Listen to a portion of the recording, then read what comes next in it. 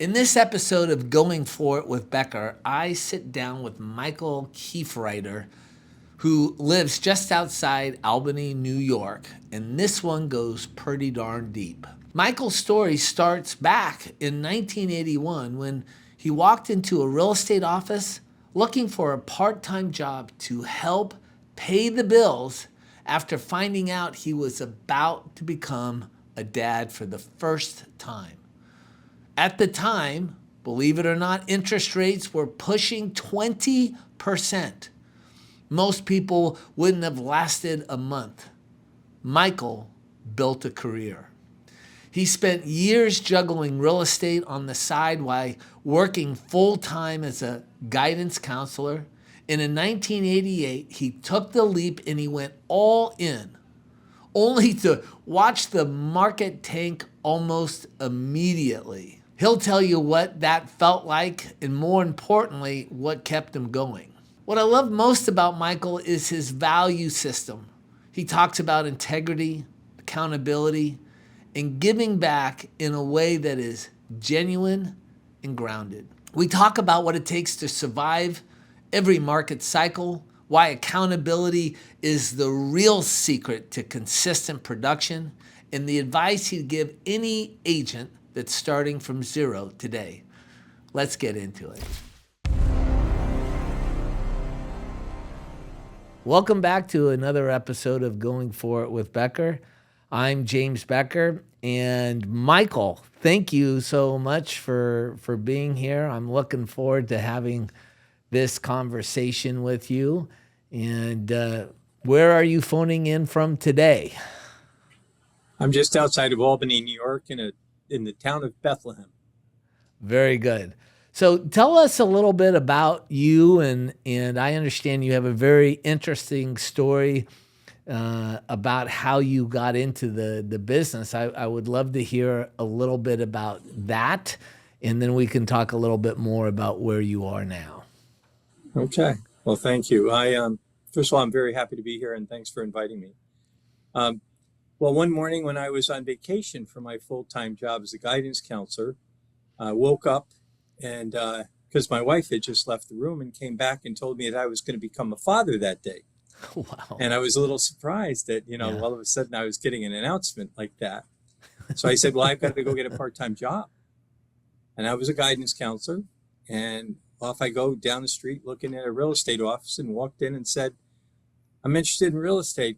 What's it look like? And they said, oh, you'll do great. Teachers do fantastic. Come in. We'll sign you right up. We'll get you in the course. You'll be good. We'll start right away. And I caught my breath for a minute. I said, could I go home and talk to my wife for a few minutes? Because I really wasn't expecting this. Yeah. Oh, sure. That's fine. And, I went away and I snuck another call to another brokerage that I knew the woman that was running it. And it didn't go so well. And I went back to the people and I said, I'd like to get started. Yep. And that was in 1981. I figured the worst thing I could do is spend $1,000, get in real estate. Hopefully I could make that back. And if I couldn't, it was the wrong thing for me to be doing. So for people who don't know, that maybe if they're a little bit younger, they don't realize that interest rates were super low in 1981, correct? Yes. They got as high as about 20% fixed. 20%. Yeah, I actually had a good crazy deal at one client, got 16.5% 1 year adjustable, and only had to pay 3 points for that. Oh my goodness. Yeah. So, can you imagine?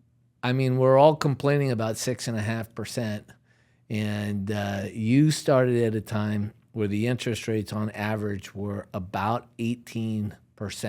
I think the prime interest rate was 19% at one particular time in 1981. And that sounds about right.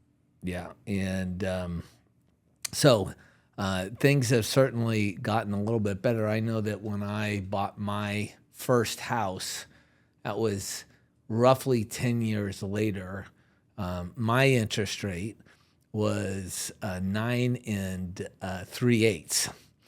And that was, I mean, I just got into the business in 89.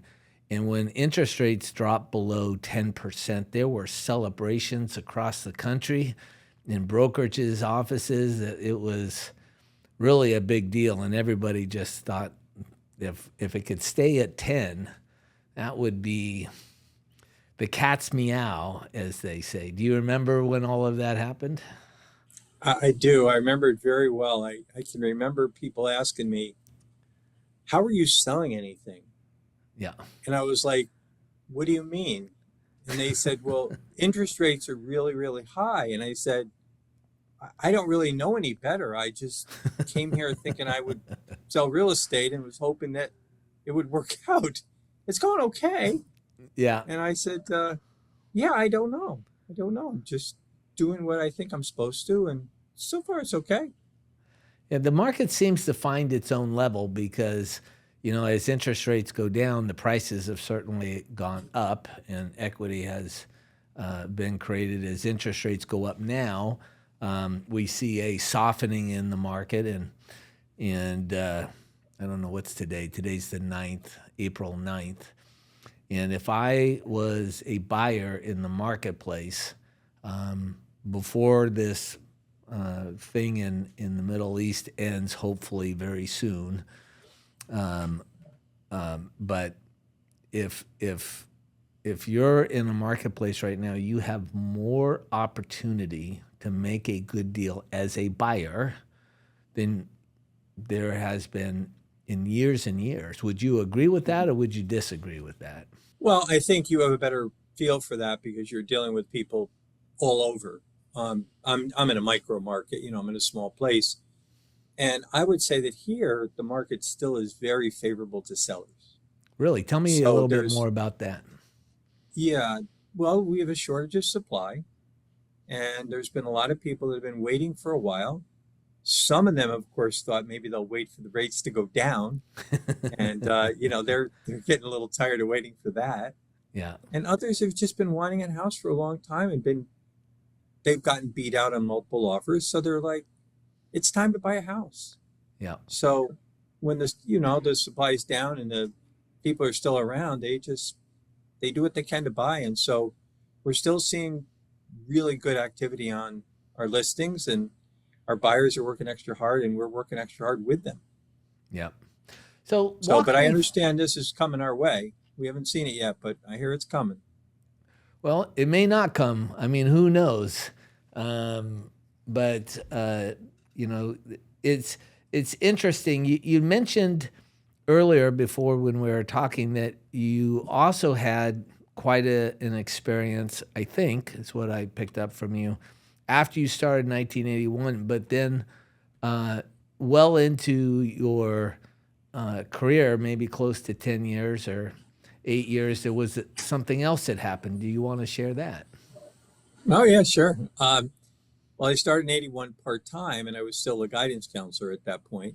And that was the career that I always felt that I wanted.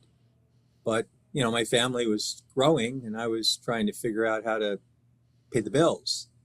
So real estate became a rather bigger part of my income, and it became a bigger part of my schedule.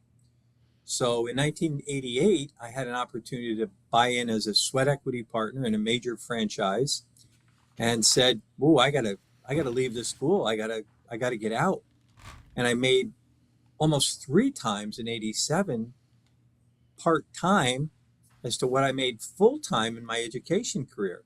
Wow. So I went to my wife, who's pretty conservative, and I said, "What do you think?" And she goes, "You can do it." I said, "Okay." So I left. And in 1988, we once again experienced the down market. And I cut my income by about 75% that year. Oh, man. Yeah, it was like, oh my gosh. And as we all know, when you work in a job, you might have benefits like health insurance or life insurance or sick days or whatever. And we didn't have any of that in real estate that I remember. And I think my memory's pretty good on that. So here we go. But I got out in 88. I struggled for a few years just trying to just get it going. And then I got it going and the market got it going and we became friends again.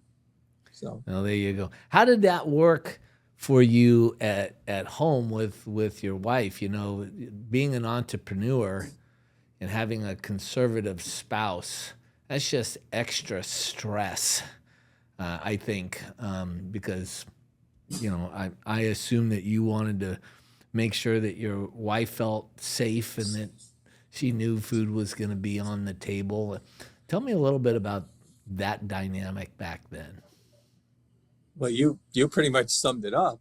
I mean, I am married to a conservative wife. She's third generation, 100% Polish, Okay. and this is not a culture that is used to risk.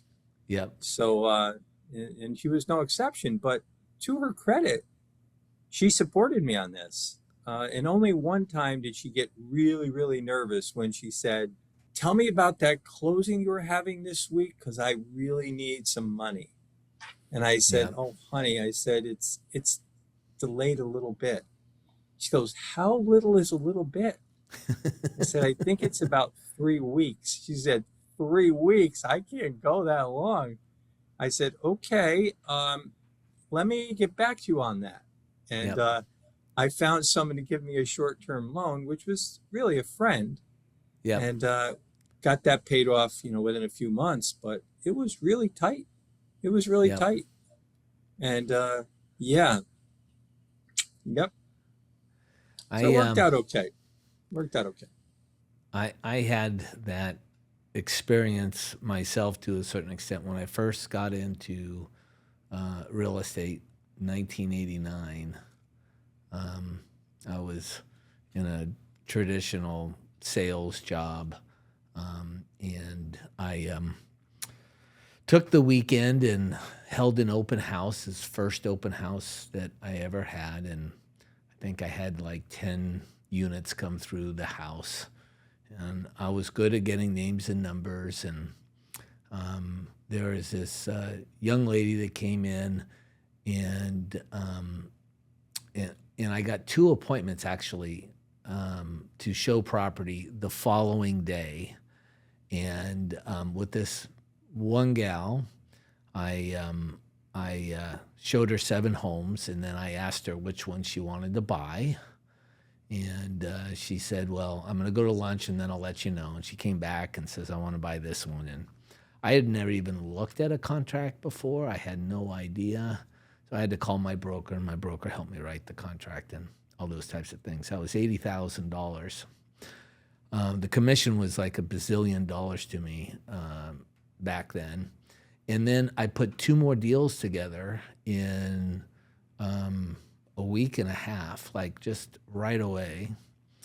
And I didn't want to go to work my other job. So my dad, who is very conservative, and in a typical waspy family, the kids are supposed to get out of the house fast and take care of themselves, and the grandparents don't move back in typically. Everyone's supposed to take care of themselves. And so that was the expectation. And I went to my dad and I borrowed a few $1,000s so I could quit. And after I quit, and another 2 weeks in, all those deals fell out. And I was just stressed beyond belief. And I think I got one put back together, and got a commission, and then but that fear really drove me to do the work that I needed to do the inputs, because the feeling of borrowing money and not being able to pay it back was intolerable to me, even though it was to my dad. So that fear can sometimes be a really good motivator. I agree. So since you've come in here, we've been in business for roughly a couple of years, and we are really in one of the worst markets statistically on a national level. And your business just keeps getting better when most people's businesses are tanking. What is the secret to your success, Michael? Well, I got to give a lot of credit to Fusion. It has put me in a place where I've had to be more accountable to my business. I mean, we'll be clear about this, right? This is a major decision in anyone's career to join Fusion Growth Partners. It is a financial investment. It is a time investment. It is something that, it's not for the faint, of heart. It's for people that are ready to work. And work has never been a stranger to me. So I took this on as a serious endeavor, and with the help of my assistant, who's within an earshot here, she deserves a lot of credit, because I tell people all the time, without her, I would not be as accountable. She reminds me often, you are still a little short on your inputs. There's Love a board. that. I love this woman already. I don't know who Oh it yeah, is. you'd love her. You'd love her. Yeah. If I turn left about 90 degrees, there's a whiteboard over there. Yep. That shows how many texts I've made and how many calls I've made since my last MAPS meeting. Yep. And I'm in pretty good shape on the calls. I'm a little behind on the text, but I have enough to get that right. So I'm okay. But again, to her credit, I would be a little bit lost without her help, because, I would be like, yeah, I'll get to that later. I'll get to that later. And she's like, no, you'll get to that sooner than later, because we have a meeting with Cindy coming up, and we need to have that done. Cindy is Michael's partnership executive, and she's there to hold Michael accountable. Yes, as well. Yes. So I've really, it was a little bit different starting out, because, as I'm a free spirit, and, the idea of a free spirit, making calls and making texts and writing them down. I mean, I'll make a bunch of phone calls, but writing them down, recording them, keeping track of them, knowing how many I did, what's going on, that was new territory for me. Yeah. Very new territory. So I just feel that with, encouragement from my, partnership executive, Cindy, with Hannah, and also a gal that, works with me as business partner, Barbara, we've all tried to just focus on making sure that I do what I'm supposed to do. And so it's actually been pretty good, because now that I'm used to it, I'm able to really do it. Yep. It's more like a muscle that I've developed. Yeah. And I'm not saying I'm always great. I'm saying I do get it done. Yeah. Do get it done. So I haven't come up short on that. I've been really consistent. Well, there's a lot in there, and I'd like to dive into some of that there. Two things. We'll start with accountability, but the other one is I really believe that the money is made in the boring and in the routines, the everyday routines, versus chasing the sexy or the exciting. And but let's go back to accountability. I think a lot of people in real estate who want to have a lot of success think that people that have a lot of success don't really have a lot of accountability, and don't really have people that are holding them accountable. But it's really the opposite. If you have a CEO of a major corporation, there are investors, there are attorneys, there are board of directors that everybody wants to tell the leader what it is that they do. There's an old saying of which much is given, much is required. I think that's what is said, and it's kind of a spiritual thing, but it's a practical thing too, and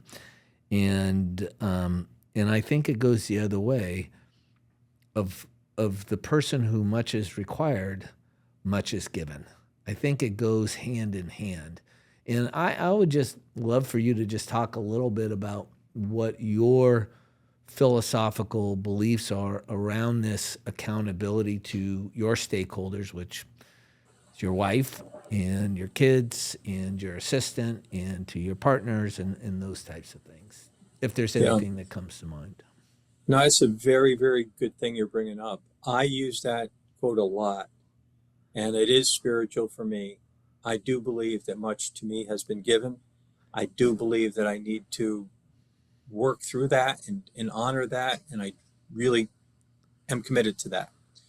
As far as as far as just the whole accountability, you're absolutely right. I do look to Hannah and my business partner, and I say, you know what? I am I am the one that has my name on the board, and I am the one that needs to be responsible not only to myself and to the clients, but to you. And I say this very often. I say, your income is a direct reflection of my income, and I need to make sure you're doing okay because you're helping me. I need to make it very, very good for you. And I am very focused on that. I I earn enough that I could be a slacker and be okay, Yep. but I know that if I'm a slacker, that means that everyone comes up a little bit more short. And so rather than resting on I can do this, I can do what I want, I can be the free spirit that I've been for many years. It works out. I got clients, I got people, I got enough. I'm all right. I'm No. like, no, I signed up for this fusion. I told my stakeholders that I would deliver, and I am keeping to that promise because promises are important to me, Yep. very important to me. My word is what I have. Yep. Integrity is everything. I would rather lose money and, keep my integrity than to make money and have it be going the other way. Or I'd rather have everyone else make better because I kept my promise. So Yep. I'm working not just for me or my wife. I'm working for, the people that are important to me in work. Yep. I So think, that's my plan. I want to keep doing that. yeah. I mean, you're talking a lot about your value system and what drives you from your heart, which I think is super important. And for me, I with the my two kids when I was raising them, I didn't have the expectation that they would be the best at anything. What I required was for them to do their best, and if if they could do that, if they could go full measure and do everything that they can and to contribute, and this is my belief is particularly for people that are born in this country, we have, we as Warren Buffett says, we won the womb lottery, so to speak. And we're in a place where we have opportunity, and it is our obligation, I think, to the people that are here and the people that came before us to do our very, very best and to give back in that sense. And so that's what drives me. Sometimes it's a curse to a certain extent, but it is important to me, and I think those values are important. And I'll just share privately with you on this podcast that I see so many people that are underperformers, and it drives me crazy. Like the opportunity that they have to get rid of the stress that they have financially, to be able to take care of their families better at a higher level, and it's right there in front of them. Just requires some discipline, and some consistency, and drives me crazy. And I'm sure you see the same thing around you, but not everybody is built the same or has the same values or are raised potentially, I guess, in a family situation like I was, where some of those values were instilled, particularly from my dad, who was very poor growing up in Lincoln, Nebraska, to two immigrant parents that were just scraping to get by, and I share your values. And one of the other things that, I grew up with a dad too, who was guiding me, was a former military guy, he was a Marine, and his word with me as a kid was, you need discipline. And he would always talk to me about discipline. It was very important to him. And, as a kid, I probably didn't appreciate it quite as much as, he would like me to. right. But I did appreciate the lesson. And the other thing I wanted to say to you is that one of the other things that's really important to me is as I've gotten to be a little bit more comfortable is a bit more philanthropy.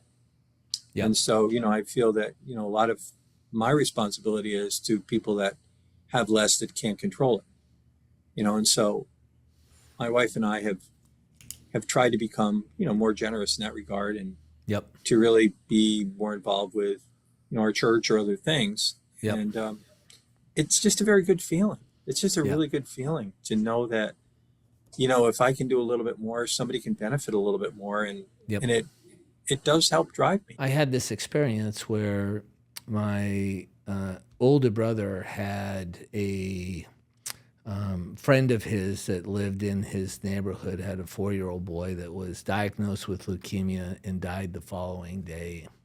And that family decided to start a foundation in the child's name. Braden Durant was his name. And everybody that knew them got involved and was contributing, and I wasn't. I was too busy running my business to contribute or be involved. And I literally started to look myself in the mirror, or have a hard time looking myself in the mirror. And I just felt like, gosh, I'm just being so selfish. It made me feel really uncomfortable.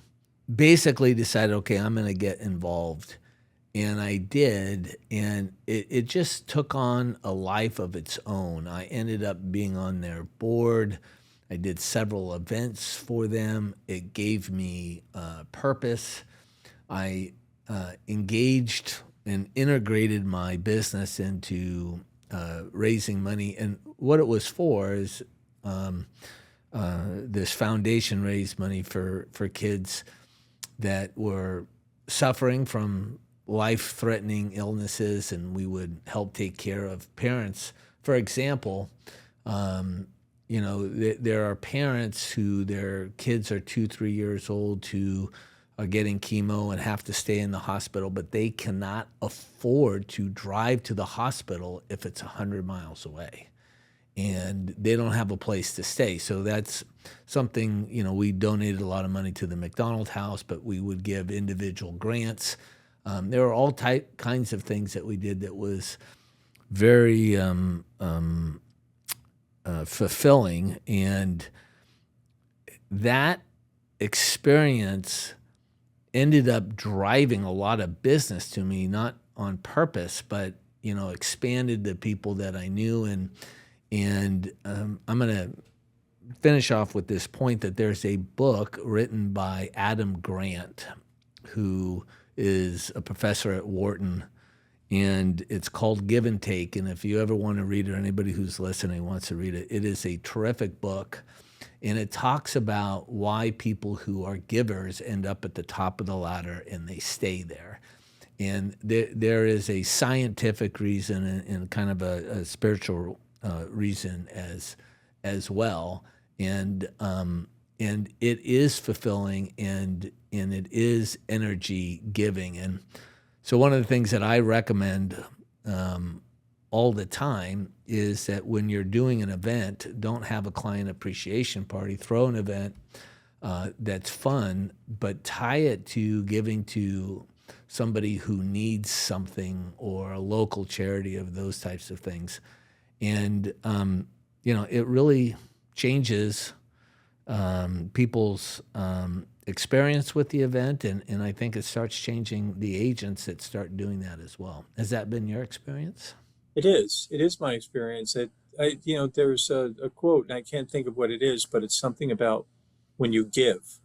Yep. And I just feel that for me, having been around a long time, right now I don't have any kids that, I have to support, or I don't have any of, the mortgages and those kinds of things that usually come with younger age. But I just feel like right now, if I can help out a little bit, and I'm not trying to pretend to be a big deal here, I really just feel that if I can make a little bit of a difference for some other people, that is so gratifying. It makes me feel like, wow, I actually, I did something. I feel really happy about it. So I do agree with you 100%, 100%. And it's a great idea. I'll think about that, because I do like to have, client events. And I'd like to think more about a cause and how to tie it in, because I don't think it would be that hard to just add on one more really good thing to it. Yeah, and then you could just have a silent auction and go out and ask some people to donate to the silent auction. It's amazing. You can get your sphere of influence saying, hey, I'm throwing this event. We want you to come. If you can come, great. But if not, if you have something you can donate to an auction, a live auction or a silent auction, we'd appreciate it. And it gives them an opportunity to give and to feel connected to you, and to feel connected to whatever it is that they're giving. And it's just a good thing all around. Your particular business, you're working your way up to $500,000 in income on an annual basis. Your BHAG is very specific to get to $720,000. I noticed that your all-in SOI is at 500. And that's really kind of the magic number. We have a lot of people that really struggle to add more people to their database for whatever reason.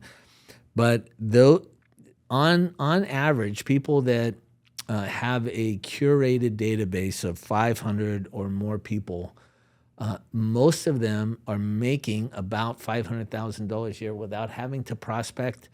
Just like you're doing, is texting and saying hi and being of service, and you don't even have to sell. I mean, people just call you and say, come list my house, pretty much, I think. Well, I don't think it's all that easy, but it's a good start. I have a decent amount of repeat and, client referrals, but yeah, I'm still hustling. I'm Yep. still hustling. And I'm definitely, I'm very much on with the goal. And, I've tried to go with the BHAG. I've really tried to, push it, and I want to do it. And I feel like, I'm plugging along, and I understand the inputs are not always easy to come up with the people, unless you just throw names in there. And as I've talked to Cindy about that's a waste of money. yeah, I've said to her many times, I said, Cindy, I will do my best. I will get people. But most of the time, you're going to find that I'm really going to ask them. Most of the time, I'm really going to make sure that I have a shot at something here, that they're really actually like me. They think they could refer me. They've done business with me. Who wouldn't like you, Michael? You seem like the nicest guy ever. Oh, I think that helps. It's very kind of you. Thank you. But, I'm just speaking the truth. Yeah, well, okay, I'll go with it. Yep. All right. Well, let me ask you a question. If a brand new agent came up to you today, they saw this and they say, I want to get into real estate and I want some advice from Michael, what is the advice that you would give them? Wow, great question. Well, if they're in my area and they're that kind of a person and they want to learn, I'd say, I want you to come work with me. That's the first thing I would say, especially if they can speak Spanish. I'd like that even more. Okay. Or I'll take some other languages, but Spanish is the one I'm looking for right now. Okay. I think the thing I would say to them is really, the first thing you need to do is you need to sit down and find out who the important people are to you, who the people you know are, and write them down and essentially do inputs, Yeah. put together a little plan, put it together. I know they can't come to you if they're brand new and fresh, but I think what they have to do is Well, they they have to can get, come to our partners for sure. there you go. That's another Yep. option. Yes. Yep. So they should come to a place where they can say, okay, I know 20 people, I know 50 people, I know 100 people, I know whatever people I know, and then they should get their names and their addresses and their phone numbers and all that stuff in some kind of a database. They can go find an inexpensive database, or they can get themselves a real good pad, and they can get themselves into an Excel spreadsheet. But whatever they should do is they should write it down, figure it out, and Just then they start should building that database. start building a database, and then start talking to people. That honestly, full disclosure, is one of the things I've never done a really good job at until I came to Fusion. Yep. I had all these softwares, and I get this CRM, and then somebody'd sell me a different CRM, and my assistant said to me, Michael, if you buy one more CRM, we're gonna have to talk. And I'm like, okay, I promise I won't buy any more CRMs without talking to you. And then I get with Fusion, and it's like a new CRM. I said, I promise we'll start getting rid of CRMs. I won't do this to you. So we've got it nailed down now. So we've cleaned it up. And we're not perfect, but we're way, way better. So now we know who our audience is. We know that we want that to be our audience. They pretty much know that they're our audience. We have a very good open rate because we are targeting people that actually are interested in what we're doing. So, but I would say that's the first thing. It's database. It's making it clean, getting the right people, adding all the time, being aware. And then the next thing I would say is tie yourself up to an agent that you think you can really work with.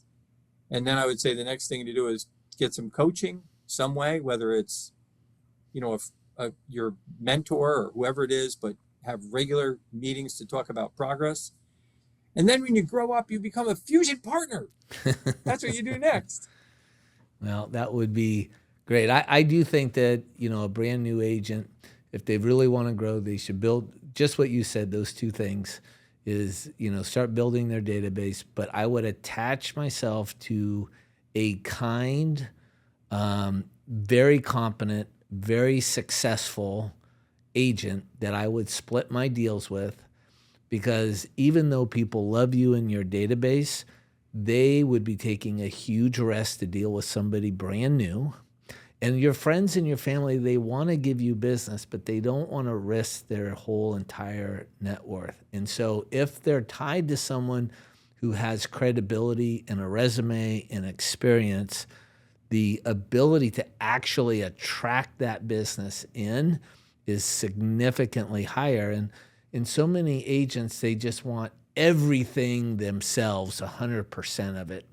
And, I point out oftentimes that, the Jeff Bezos owns 4% of Amazon, 4%. I would happily trade my 85% of Fusion for his 4%. It's not the percentage, it's the size of the pie that matters.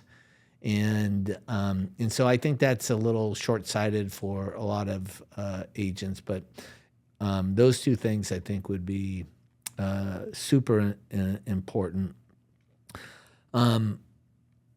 This has been just a wonderful conversation. I've so enjoyed it, Michael. You really are, you have that guidance counselor feel to you, and I'm sure that it applies when you're counseling your clients on what they should do. And I know why you're successful, besides doing the inputs, is that you really take care of your clients. It's really important for you to do a good job, to be the best that you can be for them. And they pick up on that, and that's why they come to you. And so with that, I just want to thank you for being here and sharing your insights. And this has been a lot of fun. Thank you so much. Thank you, James. I appreciate you, and I appreciate the opportunity to talk to you. It's been a pleasure.